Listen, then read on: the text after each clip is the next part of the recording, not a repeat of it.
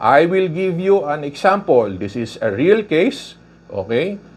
Now, I will not mention the hospital and I will not mention the doctor, but the scenario is this. A level 3 hospital, okay, in one city wherein the top doctors of the city, okay, practically many of them have their clinics there. So, they are a level 3, and therefore they have residents. Okay? Kasi they are a training institution. Now, here's the thing. Okay? 53 of their specialists allegedly have pending cases with PhilHealth Legal. Okay? Among the 53, probably or more or less, if I'm not mistaken, at least 4 of them are already suspended. Probably still on suspension right now. Now, here's the thing. 90% of the cases filed against them are upcasing. Okay? Ano ba ho yung upcasing? Okay, later, I'm pretty sure alam niyo yan, no? Now, bakit nagkaroon ng upcasing? As I was told, okay, many of the cases were due to untrained residents. So, paano ho ito nangyari?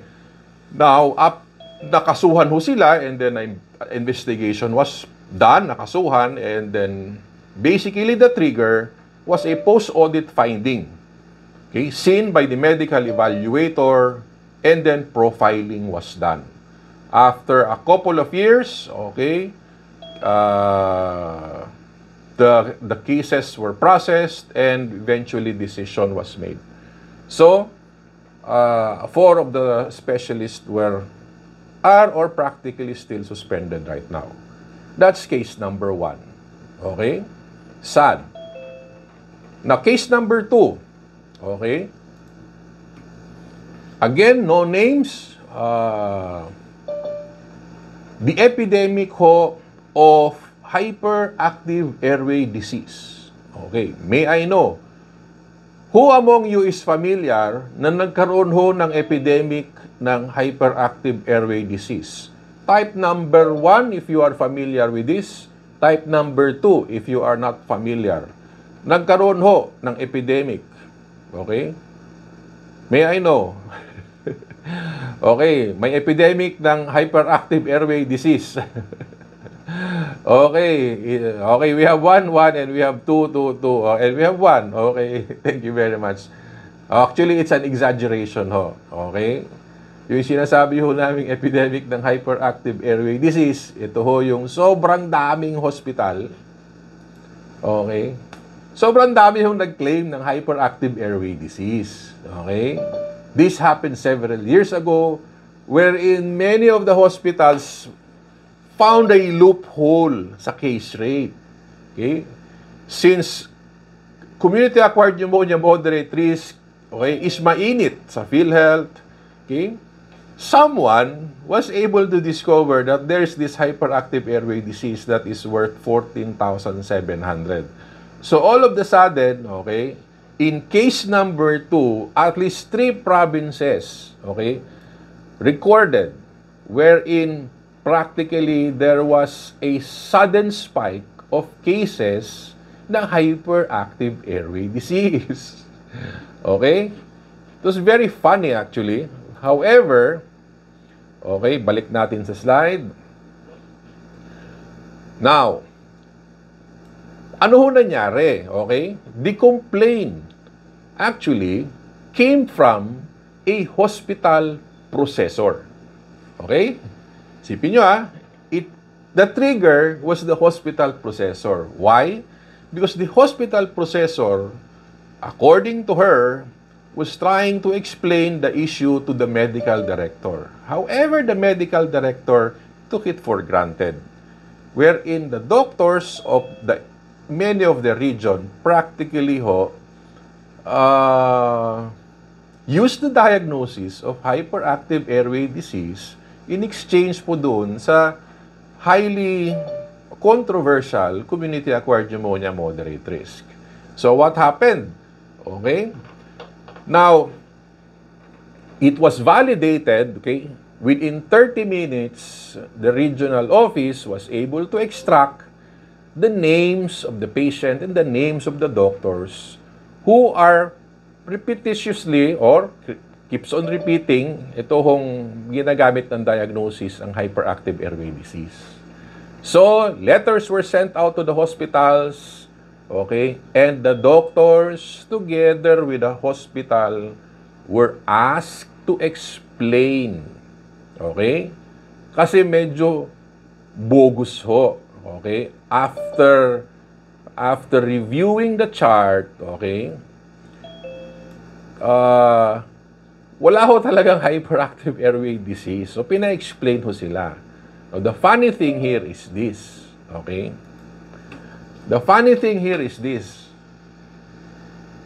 Hospitals from specific province, okay, they created or they met, nagkaroon ho ng mga meeting ang mga doctors and hospitals per province, and their reason to PhilHealth was that they created a province clinical practice guideline.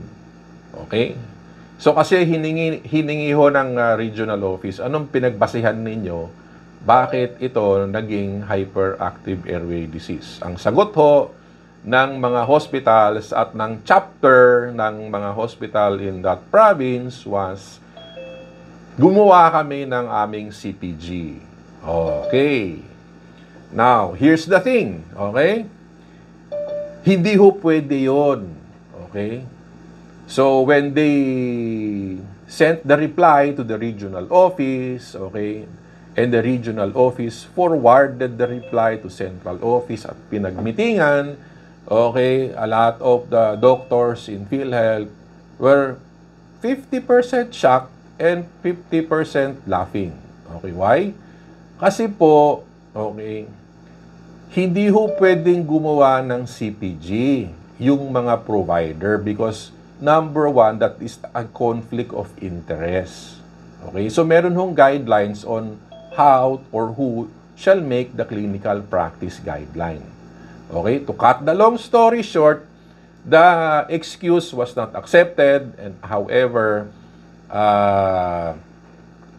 pinatawag ho sila. Okay?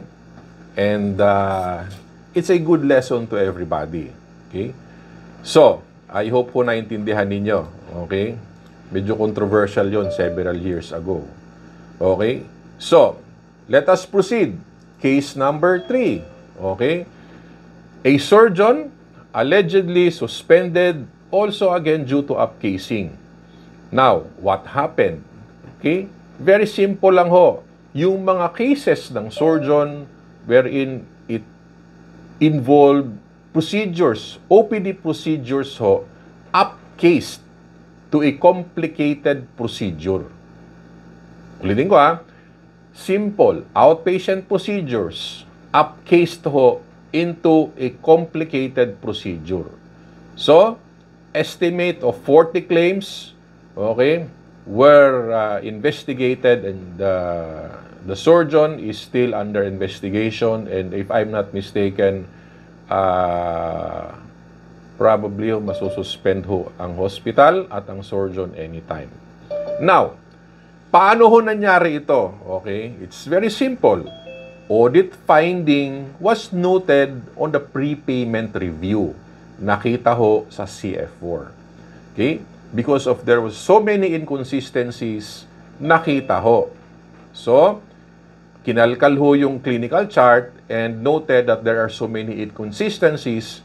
So, they proceeded to do a profile of the surgeon as well as the hospital. And boom, discovered it's not a single case, but a series of cases na upcase ng surgeon. Okay. Now, this is the question. What is the root cause of the problem? May I know? Who wants to know? Okay. Ano ho yung root cause ng problem? Can you please type me in the chat box if you want to know yung tatlong cases na sinabi ko? Do you want to know? Ano ho yung root cause nun? Type me if you're interested. Okay, we have me, we have me, we have me, and we have me. Okay, maraming salamat ho. So, I'll go back to the slide. Ang root cause po, okay, very simple. Okay? The 3 cases, it ended up as a claim fraud. It's a medical fraud. Ang root cause ho, ito talaga. The doctors, okay, emphasizing on the doctors in the hospitals were practically ignorant on the rules. You know, had they known it, okay, wala ho sanang problema. Okay? Meron ho kasing iba, intentional, meron hong iba, unintentional. Okay. Now, let us set that aside. So, yung 3 kaso lang ho yun, ha? Okay? May baon ho akong napakarami, but we will not discuss that all here. So, eto ho. Our goal this afternoon is this. I would want you, okay, if you spend time with me this afternoon, 1 hour or more, okay, my goal is to give you an idea, okay, not actually a comprehensive one, but a substantial one, wherein you will have or you will discover and eventually learn, okay, kung ano ho yung mga common mistakes so that you can avoid it in your hospital. Okay? I will enumerate the things that you need to do, and I will enumerate the things that you should not do. Okay? So, this afternoon will be a sprint session. Sprint session, ibig sabihin, it will not take long, but it's going to be quick. But I will try my best to make it worth